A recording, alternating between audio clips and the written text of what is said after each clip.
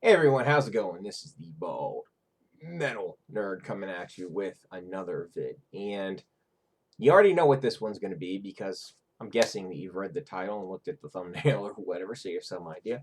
But before I get to the main thesis of this video, I want to talk about why I'm making this video today. The reason I decided to make this video today is because I got my first official rejection email from a place that I applied to this time around with job hunting. I expect to get many more of those emails, but I got my first one this time. So why am I even bothering to talk about it? Because everyone who's ever looked for a job at all knows that you get one of those emails, you basically ignore them, you go about your day. Well, it wasn't quite the case because emotionally, it didn't get to me, except maybe I thought it was a little bit funny. And let me tell you why I found this email so amusing. Because the job listed was for an IT person working in a certain industry. And the industry would be like, I don't know, power equipment, industrial manufacturing type of thing. And I actually have 6 years of experience working in IT for that particular industry. I worked for, I guess, one of this company's competitors for about 6 years. I mean, they're not in exactly the same market, but the two companies are definitely aware of each other, right? But maybe that's why they didn't like me. Who knows? But anyway, I have 6 years in that specific industry and 16 years doing, IT sysadmin shit because that's basically what was in the job listing, what they were looking for. So I'm thinking to myself, and they sent me an extremely generic, thanks for applying. We're looking for people who more closely align with what we're looking for. And I'm thinking to I was almost tempted to send a very sarcastic response, something along the lines of, hey, I got 6 years in your fucking industry and 16 years total. I don't see how anyone could be more qualified. But I didn't do that. I just deleted it and moved on with my day. But I just thought that was funny, and it just shows the fact that when they send those emails, they send the same one to literally everyone, and they don't remotely tell you what's going on. But it's really no big deal. And as far as how I feel about those emails, if I do nothing but apply for a job on your website, you don't need to bother to send me an email that I didn't get it. I only really care if I speak to someone, like I have a phone interview or an in person or a Skype or a Zoom or, something. Basically, if I think I've made it beyond just the application process, then it is nice to know an answer one way or the other, not just leave a person hanging. But if I don't even get that far, don't bother sending an email. That's just how I feel because it's not like I apply to this one job and I'm thinking to myself, I'm waiting to hear what's this fucking place gonna say. It's the only place I applied for. Oh shit, they rejected me. Damn it. What up? No, hardly.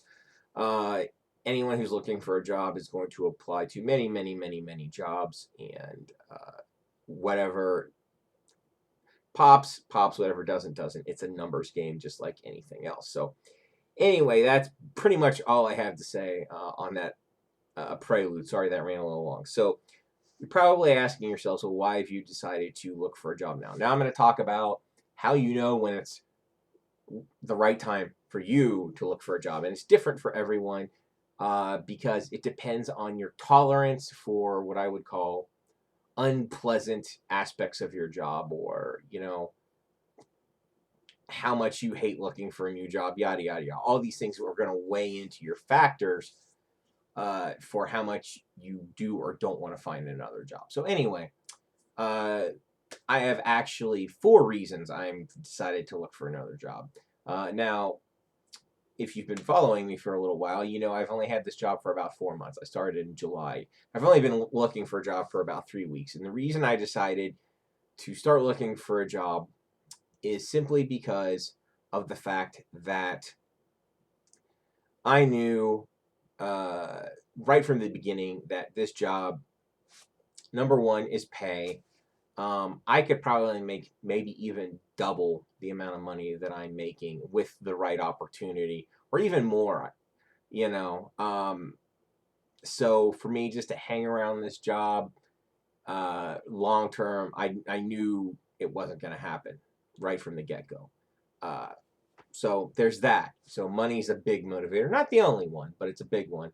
Another big motivator is quite simply this is not the type of job that really fits with my career goals. It doesn't really line up with a whole lot of what I've done in the past, nor is it particularly what I want to do. And what am I doing? I'm working on phone systems for an MSP, and for any IT person who's ever worked for an MSP, it's not the most fun position you can have for the most part, especially with some of the way some customers can be toward you. And I dealt with a real special one today, but that's neither here nor there, right? So pay, not exactly the job that I want to do. Number three, when COVID eventually lifts and I have to start commuting to this place, it's going to be a lot further away from my house than I want to go, right? Um, so that is most definitely suboptimal. And then fourth, and this is a gigantic one too, after I was working at this company maybe a month and a half, I find out there will eventually be on call. On call. On call. Fucking bullshit on call, which is something I strive to avoid as much as humanly possible. I don't know when it's going to be or exactly what it will entail. I'm sure I'll find out eventually, but yeah, that's definitely a reason to get the fuck out too, right? Um, so for me, I was like, yep, 4 reasons. And I basically took 3 months off from my job search and I started up again. There you go. Now, the conventional wisdom is you should wait a year or two after you start a new job before you look for another one. Fuck that noise. And why do I say that? Well, over the last 4 years, I've had 5 or 6 jobs. I'm not even sure. I'd have to look at my resume to exactly know. But it wasn't all, most of me changing jobs was not due to my choice. I'll go through it in chronological order of why I don't work at places anymore. First place in 2016, that was a layoff. Contract ending, I consider that basically a layoff. So, yeah. Layoff, contract ending. Job I got after that was a job I absolutely hated. So I left that one as soon as possible. The job I had after that, I tried to make it last for about 2 years, but the on-call component of that job I just could not deal with. I really like the people. I have some regrets about leaving it, but not overall, right? So there you go. So yeah, 2 in a row I did leave on my own accord. Next job after that, they told me to hit the bricks, layoff. Wow. That's 6. Out of the 6, only 2 did I leave on my own accord, right? So I've managed to get jobs, and so I think the whole conventional wisdom of wait a year or two, it'll hurt you. I think that's bullshit. It doesn't seem to be hurting me. But of course, that can vary depending on what your profession and industry is. So maybe it's not a universal rule. And like I said, your decision to leave or stay is largely, of course, going to be dependent on you and how much BS you can tolerate with your current job, how many things about it that are less than optimal that you're okay with. Because at one of the jobs, the one where they basically told me to hit the bricks, right? Basically, there were 2 IT people there, and the other IT guy who works there, he expressed great displeasure at working at that company while I was still there, right? Like he was just really is absolutely fucking fed up with them, all that. He's still there. And I haven't worked at that place for like 2 years now. Yeah, it's been close to 2 years.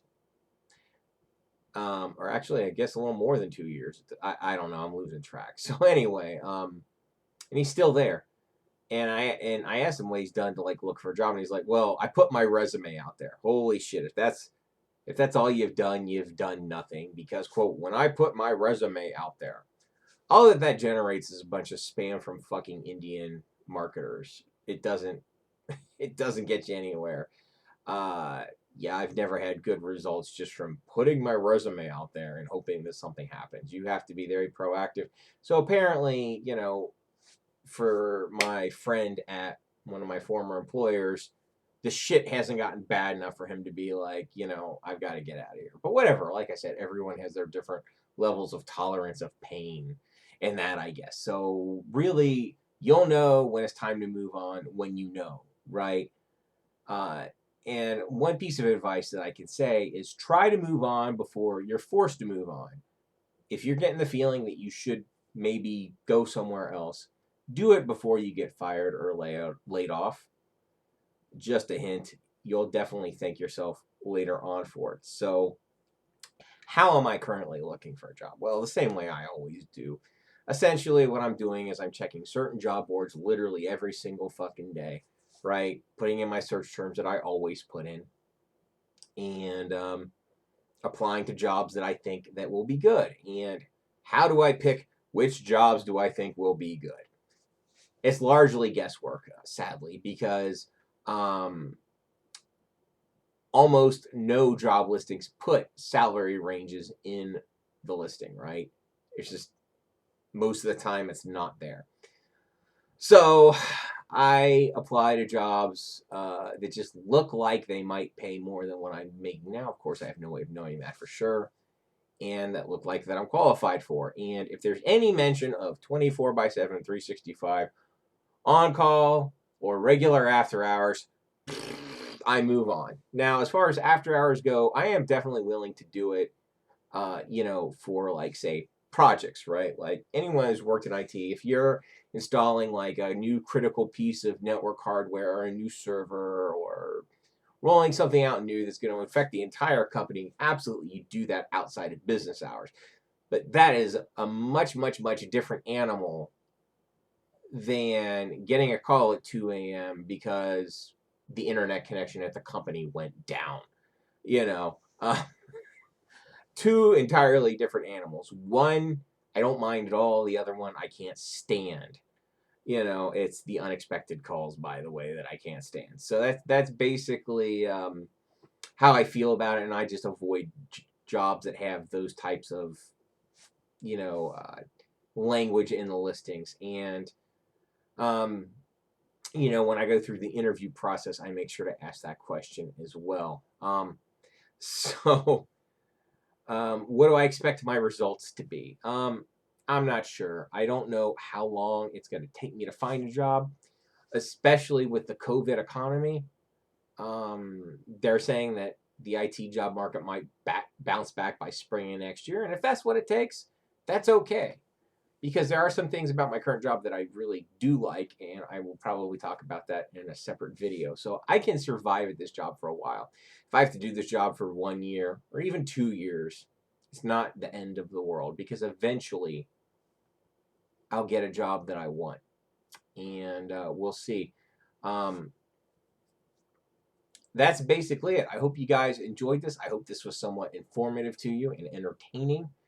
You can hear my pain. Maybe it'll help you make a decision in your life about what you want to do about your job. If you're on the fence or whatever, you can make a decision on what you're going to do. So that's basically it. Thanks so much for watching. Live long and prosper. Keep on rocking. I'll see you guys next time.